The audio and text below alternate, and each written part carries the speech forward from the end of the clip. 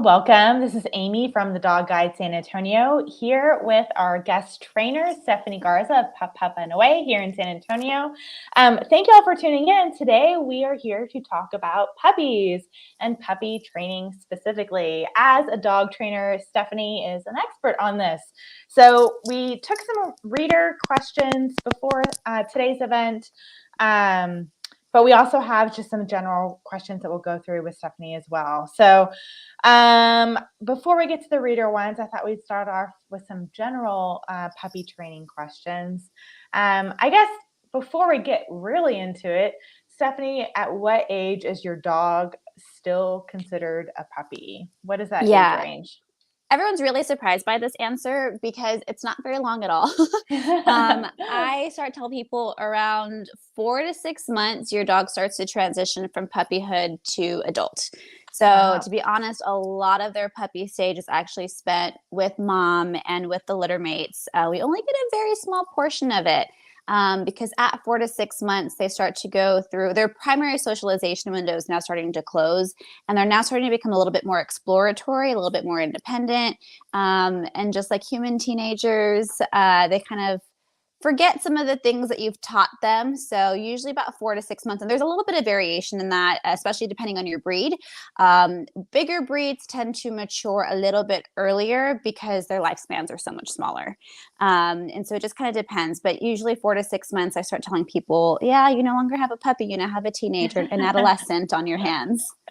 So when are they considered a full adult then? Because I hear a lot of people say, oh, your dog's only 1 to 2 years old, they're still a puppy. Yeah. I usually say about 1.5 to 3 is when we start usually seeing that transition into adulthood. Once again, it varies depending on the breed. I mean, just like us, there's like guidelines that we develop through, but everyone gets their teeth at different stages or different ages, So I usually say like 1 to 3. I think a little bit closer to 2.5, 3 is probably when the majority of like medium-sized dogs will tend to hit adulthood. Gotcha. Cool. Okay. So we got the kind of the parameters on 4 to 6 months is that real like true puppy like age limit. And I heard you mention some things about socialization, and I think we'll get to that in a little bit. But so when should you start training your puppy? Not all of us get our puppies, when they're newborn. So some of us are only getting them in that 4 to 6 month period for adopting. So when is the best time to start training your puppy? Yeah. Well, first, let me say my favorite age to get your puppy is 8 weeks. Because a lot of people, when I talk to them, oh, how old was your puppy when you got him? 5 weeks. Oh, that's too early. Way too early. A good breeder should definitely be making sure that their puppies are being taken away from mom and litter mates at 8 weeks, because the mom and litter mates do a lot of good teaching for us on our behalf. But when you should start training your puppy is right away. Your puppy is learning your routines, your schedules, what they can get away with, what happens if I put my paw up here, what happens if I chew on this thing, right away. They're learning those consequences right away. So training isn't just about having a treat pouch on your hip and going through reps of sit and leave it and different things like that. That's really important, but that's not only what training is. Training is your dog adapting to human lifestyle, right? To your routines. Are you going to allow them on the furniture, not allow them on the furniture, different things like that. So I always tell everyone, never let your puppy do what you wouldn't want your full grown adult dog to do. Because they start to develop those consequences. Mean, if I jump up on someone and I get pet and I like that, that's a good consequence. So why should I stop? And they can't fathom or think about reason with, oh, well, it's because I got bigger and now they don't like it. So your puppy is learning right away. Don't wait for, your dog to be 4 or 6 months old to start training, because you have already been training and now you probably have some inappropriate behaviors you're going to have to get rid of. Some untraining to do there. Yes, definitely. Untraining. Yeah. So I've heard the phrase always be training. So it kind of sounds like, that's just, a good thing to stand by. We might not always be intentionally, consciously training, but in general, it sounds like, don't let them get away with things that you wouldn't want them doing when they're older in general. And one good thing to think about because people are like, oh my God, I have to be on all the time. One thing to really thinking about is something called management, having things like your crates and your pens, so that way you can be putting them somewhere, managing the situation by not allowing them to do inappropriate things without you counterbalancing. No, I don't like that. Don't do that. Leave it. Different things like that without counterbalancing it. So if you're busy, because all of us are busy, right? Some of us have kids, some of us have school and work and different things like that.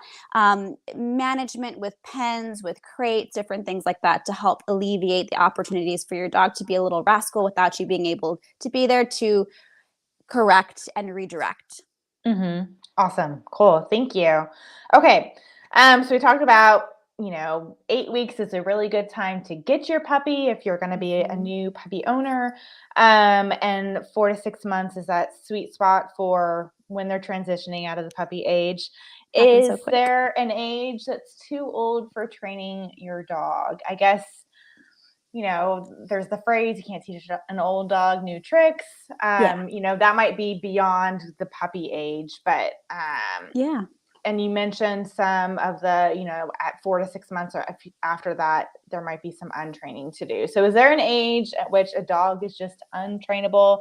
That probably is outside of the puppy age. It's a little out of those parameters here, but what is your feedback on that? The phrase "you can't teach an old dog new tricks" is actually like so the opposite, because teaching new Mm-hmm. tricks to an old dog is actually really easy as long as you have the right motivation, timing, and consistency. The Mm-hmm. hard thing that is to train older dogs is behavior modification. If they've developed a habit that they've practiced for years, then Mm-hmm. it's harder for us to undo because there's more years for us to undo the training of. So Mm-hmm. for example, like potty training as a puppy, it's I say it's a breeze because, of course, that's like what I do all day long. I just train puppies to be potty trained. But when you're going through the actual lessons, it is a little bit daunting some days. But if Mm-hmm. you have a 3-year-old that you're trying to potty train, that's a little bit harder because now you have 3 years of habits that you have to Yeah. undo. So starting off Yeah. with our puppies, we have a nice, pretty clean slate. When we have dogs that are older, you have a little bit of some rubble that you kind of have to dig through before you find that layer of foundation to build up from. So, Mm-hmm. no, it can be more difficult, but every dog's trainable. Yeah. Even the deaf Yeah. ones, the blind ones, all that kind of stuff. Awesome. Love it. I'm trying to imagine like a scenario in which somebody would be training a dog at 3 years old how to be potty trained. That might be a situation where you've rescued a dog who's older and maybe Hmm. has been through some trauma. So that would probably Yeah. definitely require some special skills for potty training at that age. Yeah. Okay, so puppy training is the way to go when they're young. Build in those habits from the get-go as soon as possible. You mentioned potty training. So what are some of the best tips for potty training your puppy? Like just Yeah. kind of a quick overview. Yeah. Okay. So one of my favorite things to do is start your journal. I Mhm. have like a journal that I write up for my clients. In one column, you have date. The next column, you have time. You have a column for pee, a column for poop, and then a column for eating or meals, and then a column for notes. Mhm. And anytime any one of those events happens, they pee, they poop, they eat, you write the time, you write the date, you check off in which column what happened. And in your note section, you write, like, for example, if they're eating, how much do they eat?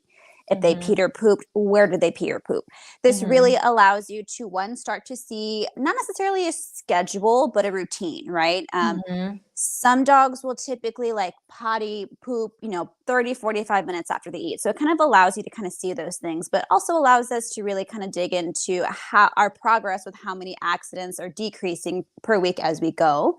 Because whenever you write down the ones that happened inside, you can really like think back of, okay, what was I doing? Why wasn't I paying attention? What could I have done better? What management could I have done?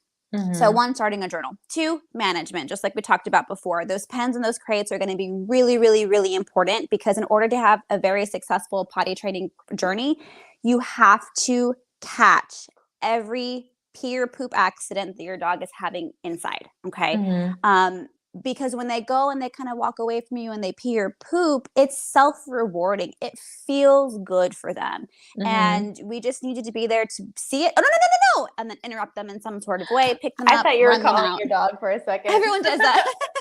Whenever I do that, everyone's like, "What happened?" But no, that's kind of the reaction that I want you to give. And just like you're like, "Whoa, what happened?" I want your puppy to be like, "Whoa, what's going on?" Scoop them up, run them outside. When they finish putting up their "Yay, good boy" treats, right? So you're Mhm. giving two really big pieces of information. No, not here. out here outside. And it's really important to also have the, yes, I like it when you do it outside, because I don't want your dog to think my parents don't like it when I pee or poop in front of them. Dude, I don't care if you Mm, pee and poop in front of me. You can pee and poop in front of me all day long. Let's just do it outside first, yeah. okay? So having those pens, those crates, even sometimes tethering your dog with a leash to either yourself or your furniture around. You need to bring in that space for your dog, so that way you can make sure that you're catching those moments, Hmm. those opportunities when your dog is sniffing. Run them outside. You miss the sniffing, they're already squatting. Interrupt them, run them outside. And it just takes a little bit of patience and consistency there. So the crate, the pen, the leash are your 3 potty training tools that you should definitely be utilizing, and also making sure that you are keeping that journal to find out the routine, not the schedule. Also, for those of you that might be free feeding, meaning your food is being left out for like all day long, make sure that you're starting to do structured feeding. The more input of food that we have going in, the more unpredictable the output of food coming out might be. So while you're going through potty training, I definitely recommend structured feeding time. Leave it down for about Hmm. 20 minutes or so. Whatever they didn't finish from breakfast, add that to lunch. So that way you're still offering them however much they're supposed to be getting per day. Once you've Hmm. gone through the potty training schedule, if it's easier for you to free feed, go for it. I don't really care about that. But during the potty training process, structured feeding is going to be really important. Awesome. Those are all really good tips. Um, so I have a follow-up question to that. So my dog Yeah. Texas, he's pretty much potty trained now. Every once in a while, he still has an accident. I don't Okay. feel like there are so much accidents as more as he sneaks off and goes in the other room, and I, Okay. eventually find it. I don't know Yeah. how soon, and I'm sure like there are other dog owners in the same boat here. So when your dog Yeah. has reached that point where they're pretty much potty trained or they do have access and are sneaking off, what is the course of action there? Yeah, that one's a little bit more difficult because you're almost there and it's not a consistent problem. So you're like, but Hmm. do I need to be on all the time? Do I just need to be focusing on certain days? And of course, when we find it, hours or days later, we're like, well, what was actually going on when that happened? Was I cooking? Was I even home? Different things like Hmm. that.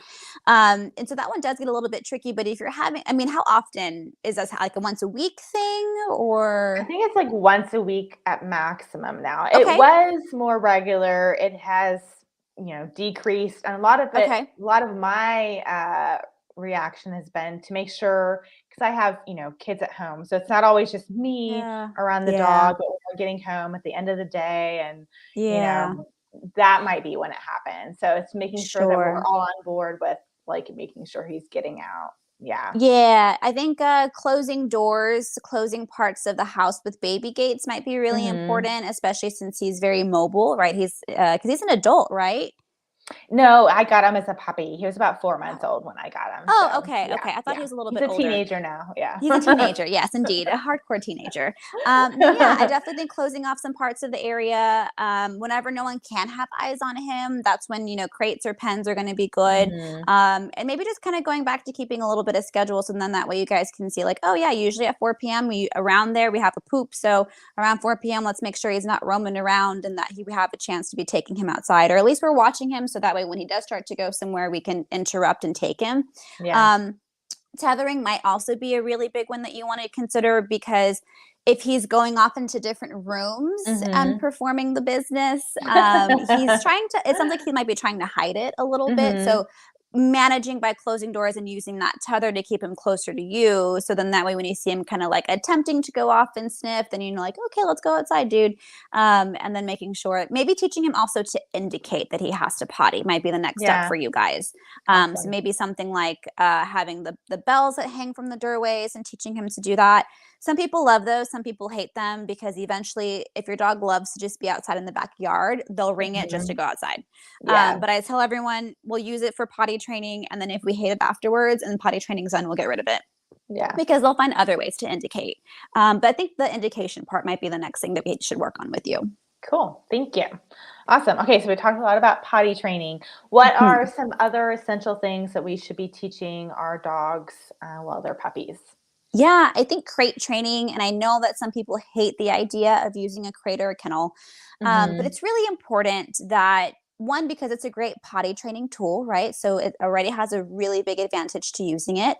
And two, because your dog will need to go into a crate or a kennel in some part of their life, whether it's because they're going to the vet for their spay or neuter surgery, or if you take your dog to the groomer, most likely they're going to be in a kennel for a few hours at a time, or maybe need to travel and your dog needs to go boarding somewhere. So those times might be stressful enough.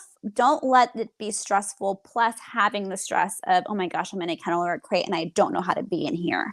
It is an adjustment for some puppies, for sure it is, because if you think about it, when we bring our puppies home, that's the first time that they're alone. They don't have mom, they don't have a litter of puppies to roll around in. We put them in this metal thing and then we leave, right? That's a big shock to them. And it's not that they can't get used to it, because a lot of dogs really love their crates. My dogs, for example, I didn't work hard on teaching them to be kennel trained. I don't know how I got so lucky that they just love their kennels. Because I honestly did not put a lot of work into it when they were puppies. But for us, the kennel is open and it's there for them. So, and I find them both snuggling in there together, even though they have multiple of their own beds, even though they have my bed, even though they have the couch, they still choose to go in there because that's where they feel comfortable and safe. And even when like we have people over or they're not feeling well, that's where they'll choose to go. So having that just as a nice like option for your dogs is really, really good. So I definitely think crate training, kennel training is something that every puppy person or just dog owner in general too should definitely take some time to work with on their dog. Yeah, I've definitely noticed a difference. Terry, my older dog, she is not kennel trained, but my other Texas, yes, I very much quickly learned the value of training him in that as from the get-go. Okay, crate training, potty training, any other like essentials that you think are good for dog owners to train with their puppies when they're younger? Yeah, my favorite thing to talk about is puppy socialization because it's so important. And unfortunately, there's still a little bit of a divide in the vet community versus the trainer and behaviorist community. Some vets are still recommending that puppies should never see the light of day. And I'm being a little bit extreme, but without being fully vaccinated. And I have even heard some people like who have their own private homes whose vets are saying them, like telling them, no, you need to potty train your dog on pee pads. Like literally don't let your dog go outside. Oh, wow. Yeah, it's a lot because and I'm gonna mess up this abbreviation, the American Veterinary Society of Animal Behavior. So the best of both worlds, right? We got vets in there who are also behaviorists. They put out this really great puppy article, and you can Google it. Just put puppy socialization stance, American Veterinary Association of Animal Behavior, and it'll pop up. Even if you don't get any of those words right, it'll still pop up.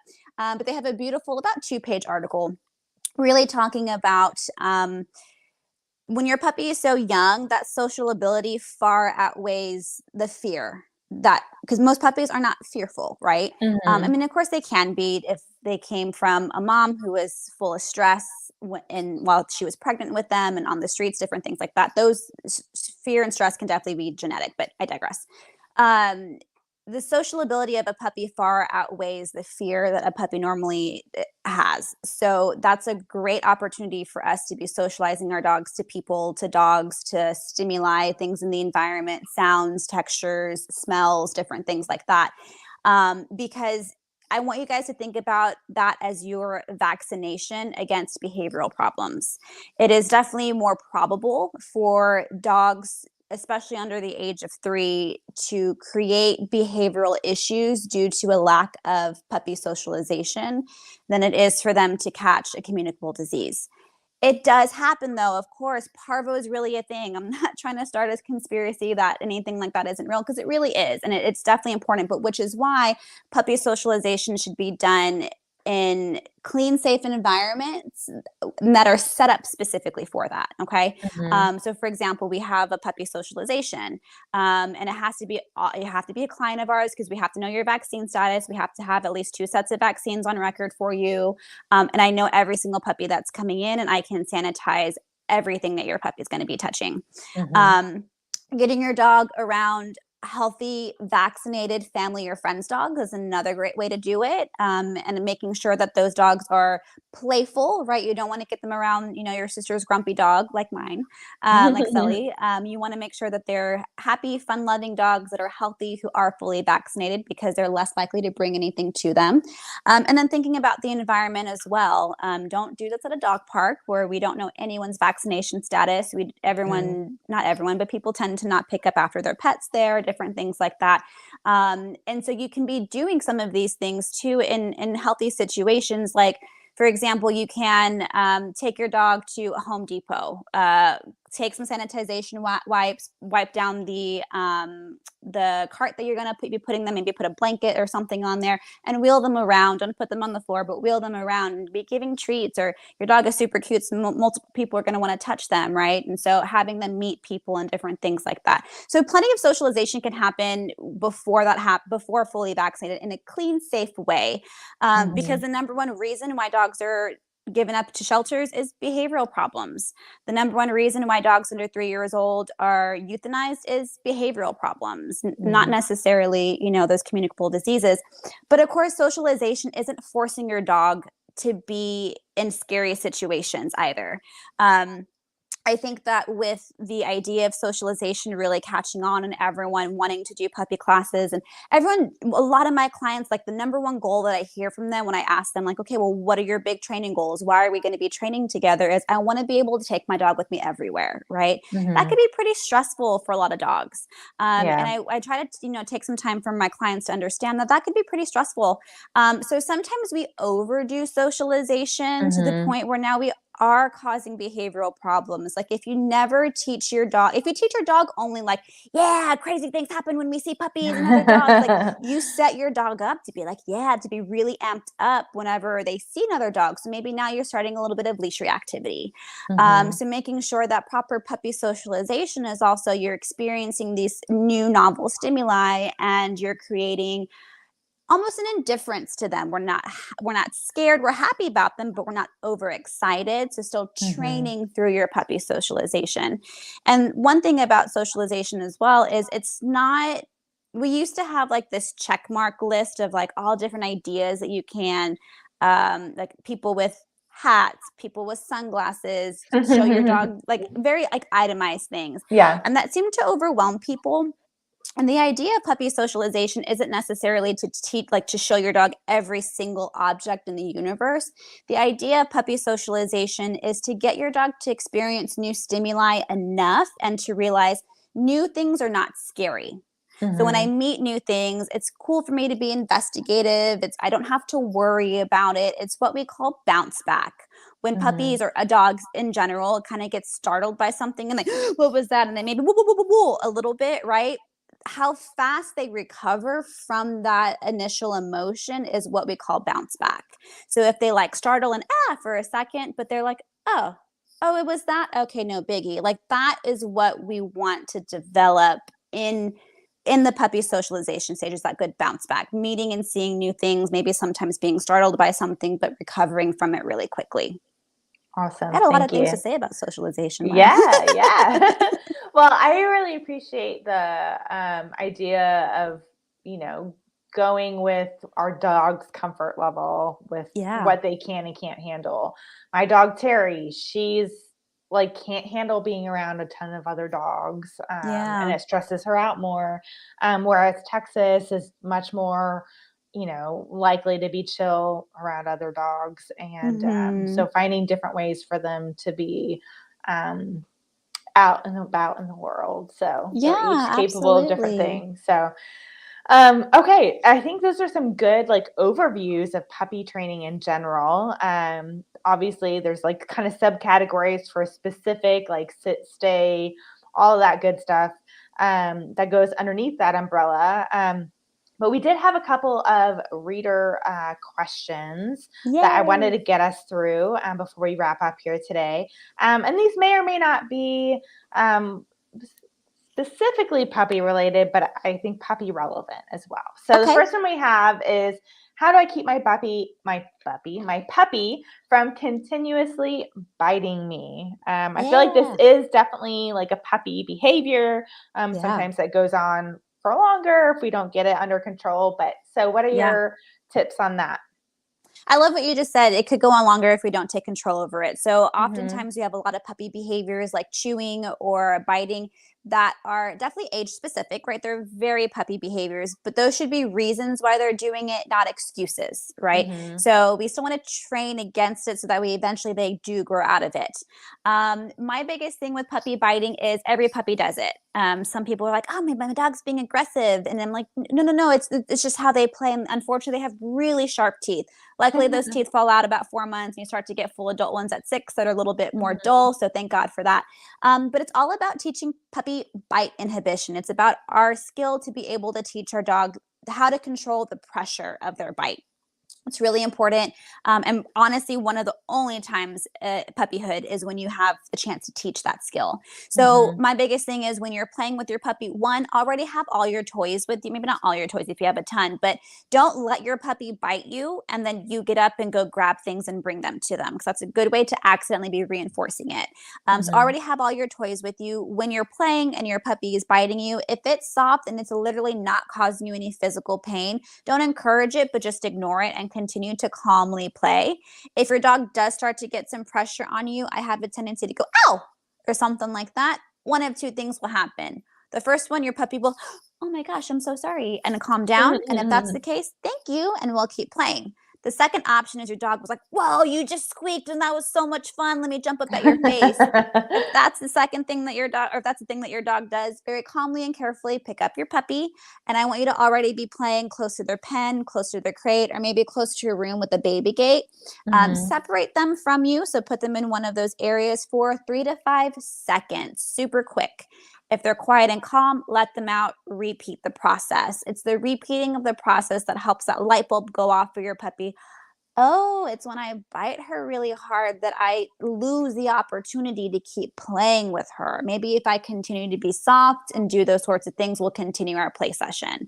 Also, getting your dog around other adult dogs was also a great way to teach them bite inhibition.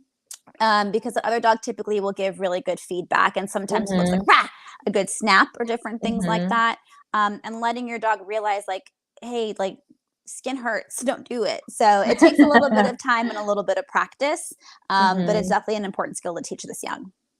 Yeah, I like your point of bringing them around other adult dogs. I definitely see that with my 2 dogs. When they play, they love to play. They love to roughhouse. But I definitely hear like the occasional like extra yelp that's like, okay, kind of the signal of chill out a little bit.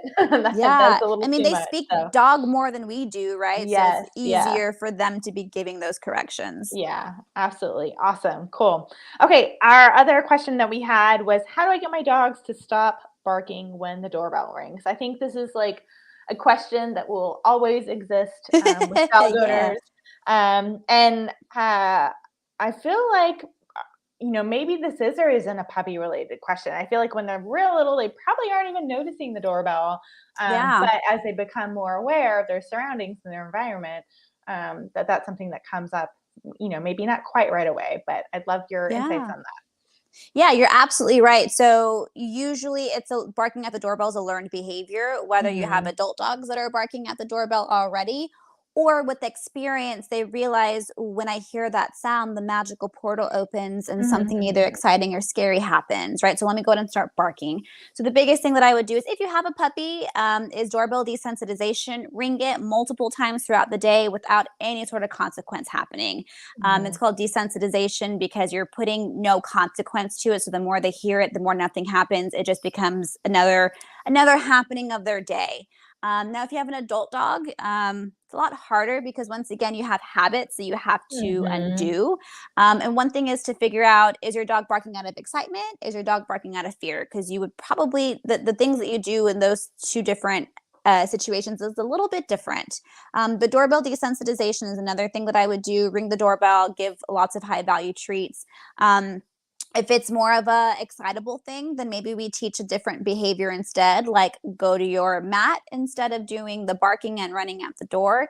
If it's a fear thing, then maybe we need to talk about like stranger desensitization. How can we make better meeting and greeting protocols?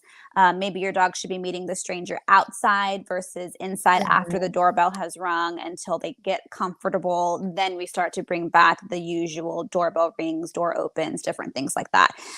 So it's not the easiest question to answer because it really depends. But for puppy stuff, just start ringing the doorbell. Give it no meaning. All day long. Especially if you have the Ring apps, it's pretty easy just to make it go off from your phone. So awesome. Cool. That might be an idea. Get a sound, like a video clip. Yeah, absolutely. I definitely know that there are times when my dogs hear a doorbell on the TV and they think it's our doorbell. And yeah, some dogs are really fooled by it. Some dogs know their doorbell specifically. It's just very strange. Yeah. Awesome. Well, those are all some really great tips on getting started with training your puppy. I appreciate your time. Where can people learn more about training their puppy? Yeah. Well, of course, anything through our website, puppupandaways.com. We also have Instagram and Facebook and TikTok. But we also have a podcast that comes out every Thursday. And I think we're about 12 episodes in. I can't believe it. But the podcast that came out last week is all about puppy stuff. So some of the same things we covered today, but a lot more. And they're pretty short. They're about 30, 45 minutes long. So easy to listen to on your way to and from work. But yeah, we do private lessons, group classes. We have a great puppy class that has play and socialization mixed into it. So we would love to meet you and, of course, meet your puppy. Awesome. Thank you so much, Stephanie. Thank y'all for tuning in. We will see you next time. Thank y'all.